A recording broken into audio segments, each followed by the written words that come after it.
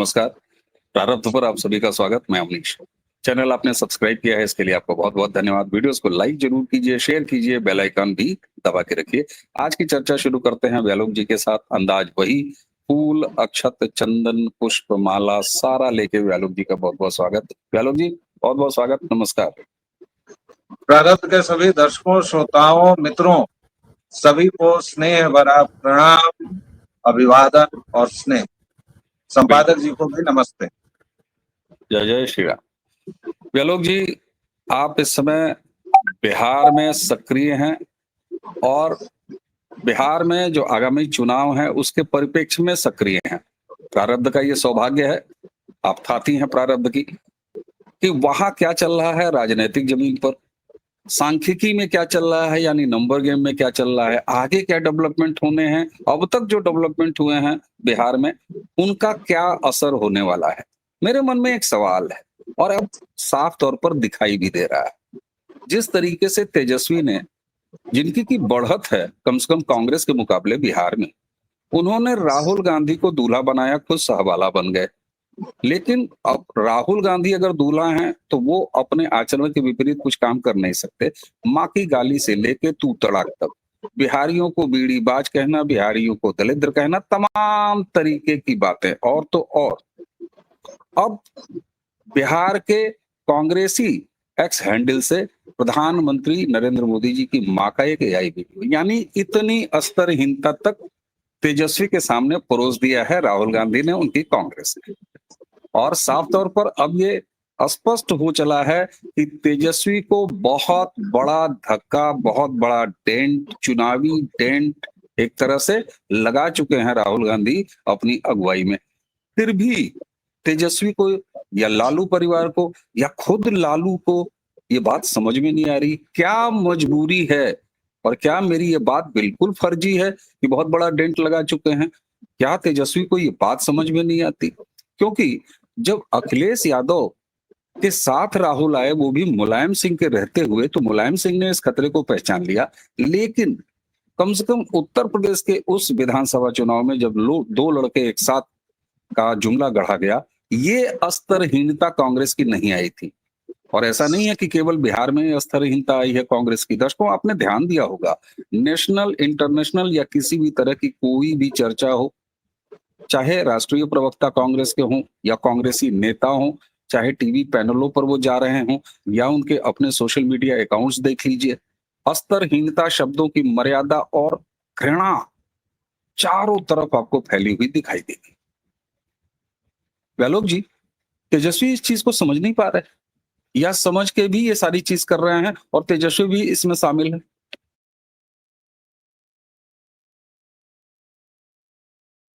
Sir देखिए, आपने जितनी बातें कही उसमें दो तीन बातें। पहली बात की बड़ा डेंट लगा है, क्या ये तेजस्वी को पता नहीं चल रहा है? तेजस्वी को पता चले या न चले, लालू को पता चल गया है। और लालू ने इनफैक्ट कड़ा विरोध इस यात्रा का भी, ये जो फर्जी वोटर अधिकार यात्रा इन लोगों ने निकाली, लालू उससे बहुत नाराज हुए। उन्होंने मंच शेयर करने से भी मना किया था तेजस्वी को कि तुम इतना ज्यादा स्पेस मत दो, क्योंकि तुम्हारी फिर केंद्रीयता नहीं रहेगी।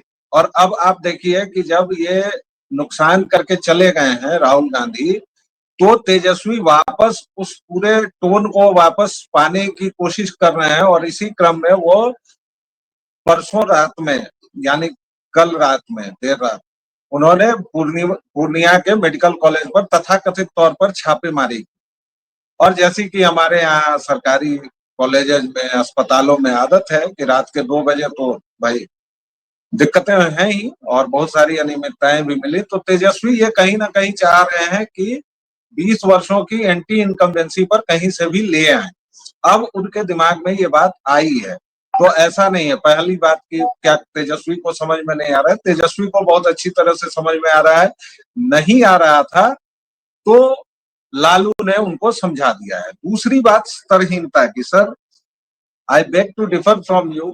कांग्रेस जब से सोनिया कांग्रेस से राहुल कांग्रेस बनी है, सोनिया कांग्रेस के समय भी इसकी स्तरहीनता उतनी ही थी, थोड़ा कम दिखती थी, क्योंकि ये लोग सोशल मीडिया पर तथाकथित तौर पर उतने आक्रामक नहीं हुए थे। भाई देखिए, इनकी पूरी बातचीत जो है, आक्रामकता का मतलब क्या है? जब इनका नेता ही हाफ टी शर्ट में मछलियां ऐसे दिखा रहा है, 57 साल का बुड्ढा, तो फिर इनके लघुओं भगुओं कुप्रिया छीने या फिर वो जो धवल केसी जयराम रमेश है, जिसको उससे न जाने कितने साल छोटा व्यक्ति, आपने कई बार सुना होगा, हाँ जयराम बोलो, फर्स्ट नेम से बात करते हुए। क्योंकि यहाँ पर एक दूसरी बात पर मैं आऊंगा कि यहाँ पर वो जो पूरा कल्चरल डिफरेंस है, जो संस्कारों की बात हम करते हैं ना, तेजस्वी कितने भी खराब, और तेजस्वी की मैं कहीं से भी किसी भी बिना पर उनको ना तो सहानुभूति का एक कतरा देने जा रहा हूं,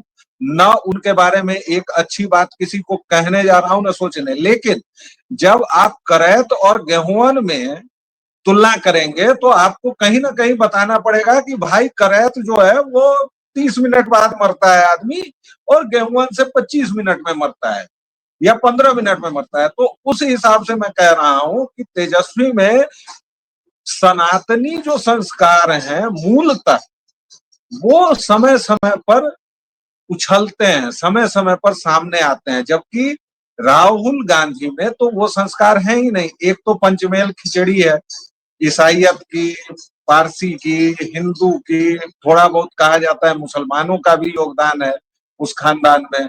अब ये कहा जाता है, इसका कोई प्रमाण नहीं है और मैं भी इस बात को नहीं कह रहा हूं। लेकिन आप देखिए, परसों तेजस्वी एक मंच पर बैठे थे किसी मीडिया संस्थान के, और उनकी पत्नी का फोन आया या करवाया गया, तो तेजस्वी इस धक्कापेल में उसको राजश्री बुला भी नहीं पाए, उन्होंने रेचल ही बुलाया। जबकि उनको इस बात का ध्यान रखना चाहिए था कि वो जिस धंधे में है, यानी पॉलिटिक्स में है, और जब उनके क्रिप्टो क्रिश्चियन होने पर बहुत सारे सवाल उठ रहे हैं, हम ही लोग लगातार इसी मंच से बता रहे हैं कि बिहार में भी क्रिश्चियनिटी का, वेटिकन का प्रवेश हो चुका है। और आप देखिए कि किस तरह से कांग्रेस अब प्रभावी हो रही है। लालू के रेजिम में कांग्रेस हमेशा दूसरे माले पर, दूसरे क्या मतलब वो तीसरे चौथे छुटवैये में रही। लालू को इच्छा हुई कि हाँ जी 40 सीट देंगे तो 40 दे दिए, इच्छा हुई कि नहीं 38 देंगे तो 38 दे दिए। लेकिन राहुल और तेजस्वी का जो गणित है, उस गणित में राहुल कहीं ना कहीं प्रभावी हुए। उस प्रभावी होने में, ये बात बहुत ध्यान से सुनिएगा, उस प्रभावी होने में कहीं ना कहीं वेटिकन का और ईसाइयत की भी भूमिका है। क्योंकि तेजस्वी की शादी के बाद से जिस तरह से उनके रुख बदले हैं, उस पर भी ध्यान दीजिएगा दर्शकों श्रोताओं। जी बिल्कुल, उस पे भी ध्यान दीजिएगा। और आपने मैं मतलब आपको टोकने वाला था जब आपने राहुल जी के परिवार 10 जनपद पर पंचमेल खिचड़ी वाली बात कही, तो मुझे तुरंत याद आया था कि भाई साहब इधर भी ससुराल है कहीं-कहीं। तो लेकिन आपने बाद में उसको समेट लिया। और निश्चित तौर पर एक बात और गंभीरता से, शुरू में जब इनकी यात्रा चल रही थी, तो ये जिन चेहरों को वहाँ पर लाके इंट्रोड्यूस कर रहे थे, खड़ा कर रहे थे, मैं बात कर रहा हूँ स्टालिन की, मैं बात कर रहा हूँ चन्नी की, मैं बात कर रहा हूँ ऐसे तमाम लोग। तो चलिए मान लीजिए ये कहा गया कि भाई बिहार के लिए अपमानजनक बातें कहने वाले, बिहारी प्रवासी हमारे कामगारों के लिए इस तरह की अपमानजनक बातें करने वालों को ला रहे हैं यहाँ पे। तो ये बात तो उनके कान तक भी पहुँची होगी, उनका भी एक अपना तंत्र है, फीडबैक दिया होगा। लेकिन उसके बाद उसका जबरदस्त तरीके से फ़ॉलो अप कराना, चाहे वो केरल के हैंडल से हो, चाहे और हैंडल से हो, उसको बार-बार रिपीट करना, बीड़ी तक ले जाना, ये सब करना। तो आखिर अभी भी ये कैसे मान लिया जाए कि तेजस्वी सरेंडर नहीं कर चुके हैं उनके राहुल के सामने? तो पहली चीज़। दूसरी चीज़, लालू इतने बड़े इफेक्टिव हैं, स्वास्थ्य आधार पर जमानत लेके घूम रहे हैं, तो फिर लालू चढ़ के इस सारी चीज़ को मैनेज क्यों नहीं कर रहे हैं? और एक चीज़ और बताइएगा, तेज प्रताप अब गंभीर दिखने लगे हैं, निश्चित तौर पर। मैं यहाँ उनको स्थापित करने का प्रयास नहीं कर रहा हूँ। लेकिन ये जो स्तरहीनता आई है शब्दों की, दांवपेचों की, हिकारत की, इसके मुकाबले जैसे वो कहते हैं माँ के, उन्होंने खुल के कहा बिल्कुल नहीं दिया जाना चाहिए, गलत बात है। फर्जी वोट चोरी वाली बात, उस पर भी वो लगातार कह रहे हैं। पीली टोपी लगाए रहते हैं, सक्रियता उनकी दिखाई दे रही है। तो क्या लालू ने गलत चुनाव कर लिया? छोटे को बड़ा, बड़े को छोटा, पहली चीज। या तेजस्वी ने लालू को मजबूर कर दिया, ठीक उसी तरह जैसे यहाँ उत्तर प्रदेश में अखिलेश ने कर दिया। आखिरी वाक्य जो आपने कहा उससे अपने ही सवाल का आपने जवाब दे दिया कि तेजस्वी को क्या ये समझ में नहीं आ रहा है। तेजस्वी को बहुत समझ में आ रहा है और तेजस्वी औरंगजेब से कम नहीं है। आप ये जानिए कि 11 भाई बहनों में तेजस्वी ही क्यों बने उत्तराधिकारी, कैसे बने उत्तराधिकारी। भाई मीसा उनसे बहुत पहले से सक्रिय थी और मीसा दुलरुआ भी थी लालू की। तो तेज प्रताप तक मैं बाद में आऊंगा, पहले उन्होंने मीसा को ठिकाने लगाया, फिर वो जो सिंगापुर वाली है रोहिणी, उसको उन्होंने अपने खेमे में मिलाया। उसके बाद तेज प्रताप को उसके साथ मिलकर तेज प्रताप को बाहर करवाया। मीसा कहाँ है आजकल, जरा देख लीजिएगा, बिहार का चुनाव है और मीसा कहाँ है, पता कीजिए जरा। आपने टोटी चोर का नाम लिया, टोटी चोर के पिताजी ने भी भाई उनको और चाचा राम गोपाल को 6 साल के लिए निष्कासित किया था ना। फिर उसके बाद वो भव्य कार्यक्रम हुआ जिसमें हम सब ने देखा टीपू उर्फ औरंगजेब ने कैसे धकियाया, कैसे माइक छीना और कैसे क्या क्या हुआ। वह इसलिए यहाँ नहीं हो रहा है क्योंकि लालू बहुत चालाक। लालू को पता है कि मेरी अस्वस्थता में, मेरी बीमारी में अगर मैंने तेजस्वी से पंगा लिया तो क्या हो सकता है। तो इसलिए वो भी उतना ही हस्तक्षेप कर रहे हैं जितना तेजस्वी उनको अलाउ करते हैं। लेकिन तेजस्वी की नहीं, धूर्तता एक चीज, पर कोई एक शक चीज मत कीजिएगा सर जी। नहीं कर रहे हैं, शक नहीं कर रहे हैं। लालू ये जानते हैं कि इस समय भारी पड़ेगा और लालू मजबूर हैं। क्यों मजबूर हैं? ये मैं जानना चाहता हूँ। राजनीतिक नुकसान की मतलब हाथापाई और घड़ी में मामला? नहीं देखिए, लालू एकमात्र ऐसे रहे हैं जिन्होंने भाजपा से 1990 के बाद कभी हाथ नहीं मिलाया। मजे की बात यह है, आज अगर मैं अपने दर्शकों श्रोताओं को कह दूं कि भैया लालू को लालू बनाने का पाप भी हमारे संघ और भाजपा को ही जाता है, तो भी आप लोग आश्चर्यचकित होंगे। लेकिन पहली सरकार जो लालू की बनी थी उसमें वामपंथी और दक्षिणपंथी, भारत में वैसे दक्षिणपंथ तो खैर क्या ही आएगा, लेकिन वामपंथियों के साथ भाजपा ने भी उस सरकार को अपना समर्थन दिया था। लेकिन लालू उसके बाद 90 के बाद से उन्होंने कभी भी भाजपा का समर्थन नहीं लिया और इसी वजह से वो आज एकमात्र ये दावा करने की स्थिति में है कि हमने तो जी तथाकथित सेकुलरिज्म की रक्षा के लिए हाई 300 बीघा खेत जोत दिया, 500 बीघा में पुदीना कर दिया, वगैरह वगैरह।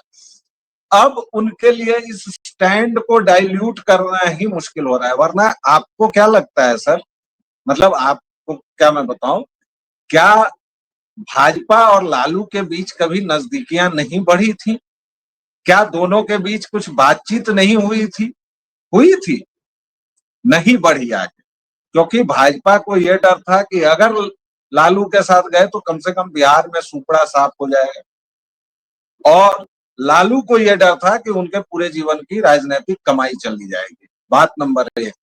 अब बात नंबर 2 कि अभी लालू को क्या डर है। लालू को यह डर है कि अगर कांग्रेस का हाथ चला गया, ले देकर एक राष्ट्रीय पार्टी होने का भ्रम तो कांग्रेस ने फैला ही रखा है। भाई 3-4 राज्यों में सरकार है, किसी भी राज्य में कांग्रेस के नाम पर एक आध लोग मिल ही जाएंगे, क्योंकि इन लोगों ने एक दिल फरेब झूठ ये भी रच रखा है कि ये जीओपी है, जीओपी ग्रैंड ओल्ड पार्टी। काहे की ग्रैंड ओल्ड पार्टी भैया?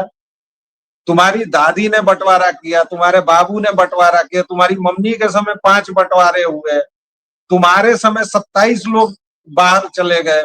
अब काहे को ये कांग्रेस वो वाली कांग्रेस है भाई, राष्ट्रीय कांग्रेस नहीं है। लेकिन वापस बिहार पर आता हूं, सारे हारमोनियम को समेटते हुए। बिहार में राजद और कांग्रेस के बीच ठीक ठाक झगड़ा फंस चुका है। वरना आपको क्या लगता है कि 25 नवंबर तक किसी भी हालत में सरकार बननी है?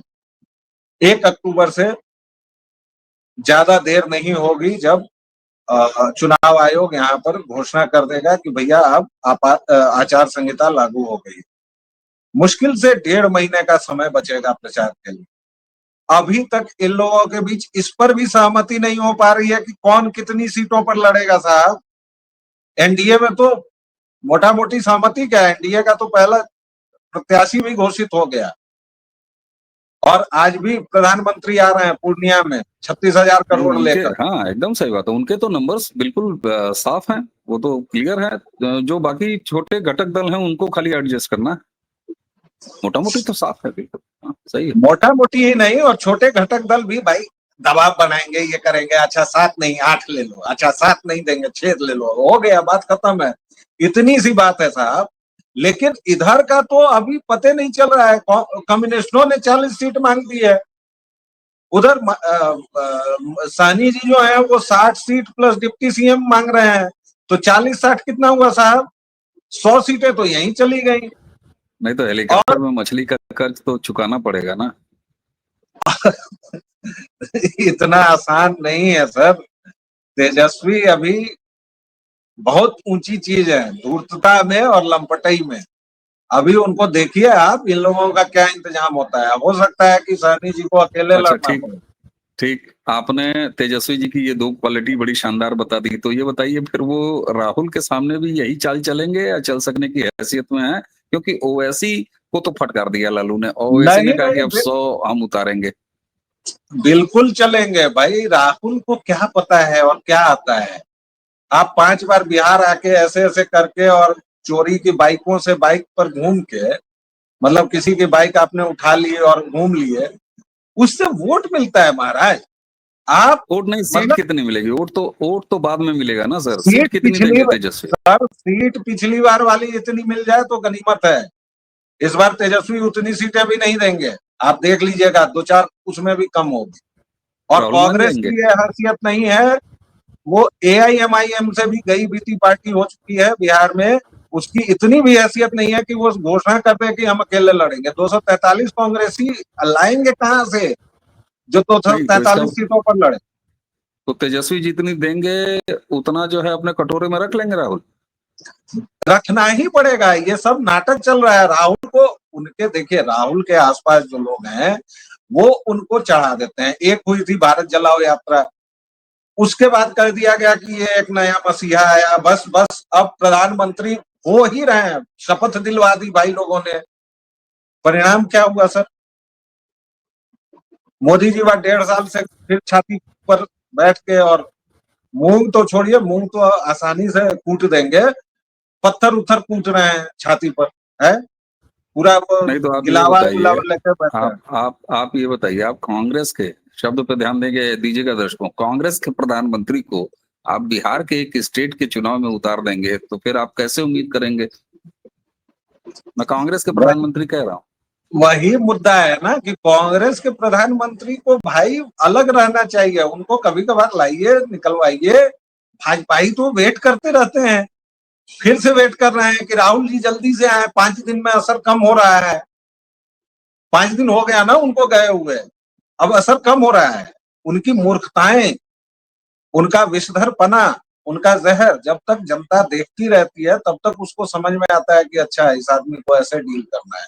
उसके बाद नहीं समझ में आता है, तब वो कहती है कि अच्छा ऐसे डील नहीं करना। तो ये मसला ठीक है बात। साहब अच्छा ये जी। बताइए, ये पूर्णिया तो वही पप्पू यादव वाला इलाका है ना? पप्पू यादव कभी मंच से धकिया दिए जाते हैं, गाड़ी से उतार दिए जाते हैं, किसी रैली में जो है वो माइक वाले के आसपास जो है वो कुर्सी लगा के बैठे रहते हैं। प्रधानमंत्री वहां क्या करने जाते हैं? प्रधानमंत्री जी भी कूद पड़ रहे हैं एक स्टेट के चुनाव में। खैर उनकी पुरानी आदत है, वो तो ग्राम पंचायत के चुनाव में भी कूद पड़ते हैं। भाई देखिए, नरेंद्र मोदी को और भाजपा को कोई ये नहीं कह सकता है कि आपने इस चुनाव में अलग ये किया। 2014 से तो हम लोग यही देख रहे हैं, बल्कि उससे पहले से भी भाजपा तो हर एक चुनाव में जी जान से लड़ती है, इसलिए उसको आप नहीं कह सकते हैं। और भाई प्रधानमंत्री हैं, अगर पूर्णिया में पीरपैंती में, आपको मैं बताऊं कि जो बिहार एक, वो बिजली की यूनिट क्या होती है, मेगावाट गीगावाट जो भी होती है, 1 मेगावाट उत्पादन की क्षमता नहीं है भाई साहब बिहार के पास। अब इधर कुछ बढ़ गई होगी तो बड़ी होगी, 200-250 मेगावाट होगा। पीरपैंती में 1500 मेगावाट से ज्यादा का लगने वाला है। अडानी को फिर बेच दिए हैं मोदी जी बात। यहाँ भी बिहार जैसे गरीब राज्य में भी अडानी को बेच दिए हैं, सब देख लीजिएगा दर्शकों आप लोग। तो ये जो 15 पहले तो ये मोदी जीवा कहने पर दर्शक आपको देख रहे हैं और फिर देख लेंगे, इस वीडियो में भी देख लेंगे। दर्शकों देखिए, ये प्यार का शब्द है, देशज शब्द है। अच्छा व्यालोक जी, क्या अब ये मान लिया जाए कि हार तय है इंडी अलायंस की और अब तक का ऐतिहासिक प्रदर्शन करेगी नीचे से इंडी अलायंस? देखिए, मैं कभी कोई भविष्यवाणी नहीं करता हूं, लेकिन इस बार मैंने बिहार चुनाव में पहली बार भविष्यवाणी की है, जिसको मैं तीसरी चौथी बार दोहरा रहा हूं। इंडी अलायंस की हार पक्की है। कितनी बड़ी होगी वह डिपेंड करेगा कि आज से कैसे रुक जाता है, क्योंकि आज के सभा और रैली के बाद मैं ये मान चुका हूं कि भाजपा अब इस मैदान में कूद गई है, क्योंकि प्रधानमंत्री की रैलियां शुरू हो गई। तो इसका मतलब कि भाजपा अब फुल फ्लेजेड मैदान में कूद चुकी है। तो अब बिहार का इलेक्शन और मजेदार होने वाला है। कितना अंतर रहेगा ये अब से लेके अगले 1-1.5 महीने पर ये होगा, लेकिन शोर कितना भी करें ये लोग, हार इन्हीं की होनी है, इतना तय है। बिल्कुल सही बात है। और व्यालोक जी, अगर आप खुल के इस तरीके की भविष्यवाणियां कर रहे हैं तो आपके आधार बड़े सॉलिड होते हैं। दर्शक हमारे जानते हैं, चुनाव दर चुनाव इसी प्रारब्ध के मंच पर हमने खूब बतियाया है, लगातार बतियाया है। हम वो लोग नहीं हैं जो क्लेम करते हैं, है हमने कह दिया, वही हो गया। ऐसा है नहीं। पूरी विनम्रता से तथ्यों के आधार पर हम आकलन लगाते हैं अपनी कुवत भर और दर्शकों आपके सामने रख देते हैं। तो ये है बिहार में अब तक का हाल। और अब तो भारतीय जनता पार्टी का प्रवेश हुआ है इलेक्शन मोड में। गड्डी लेके प्रधानमंत्री पहुंच रहे हैं और प्रधानमंत्री 1 गियर, 2 गियर, 3 गियर, 4 गियर और लगा जाने कितने गियर लगाते हैं और फिर उनका इलेक्शन कैंपेन ऐसे चलता है। तो हम भी उसी उड़ान में कोशिश करेंगे। हम वो वाला काम नहीं करेंगे कि पहिया पकड़ के लटक जाए अफगानिस्तान की तरह, लेकिन हम ये कोशिश जरूर करेंगे कि उनको ऐसे ऐसे देखते हुए पूरे चुनाव का आकलन आपके साथ लगातार करते रहें। व्यालोक भाई, आपने हमें समय दिया, आपका बहुत बहुत धन्यवाद। दर्शकों, प्रारब्ध को आप लगातार स्नेह दे रहे हैं, इसके लिए बहुत बहुत धन्यवाद। लेकिन उसी के साथ व्यालोक जी एक जगह और है जहां लगातार बात करते हैं, बड़ी सुंदर बात करते हैं, तथ्यात्मक बात करते हैं, अपने टेस्ट की बात करते हैं, कह दीजिए तो प्रधानमंत्री जी की तरह मन की बात करते हैं। वो है व्यालोक वाणी। व्यालोक वाणी को उतना ही स्नेह दीजिए जितना आप प्रारब्ध को देते हैं, क्योंकि व्यालोक जी कभी यहाँ बोलते हुए पाए जाते हैं तो वहां भी लगातार बोलते हुए पाए जाते हैं। चैनल को सब्सक्राइब किया है, संख्या और बढ़ाइए, वीडियोस को लाइक कीजिए, शेयर कीजिए और बेल आइकन जरूर दबाइए ताकि व्यालोक जी जब इस तरह की कोई बात लेके आए तो सबसे पहले बैरन चिट्ठी आपको मिले। व्यालोक भाई, आपको बहुत बहुत धन्यवाद। दर्शकों, इसी के साथ मुझे यानी अमीश को और व्यालोक दोनों को आज्ञा दीजिए। नमस्कार, प्रणाम, जय जय श्री राम।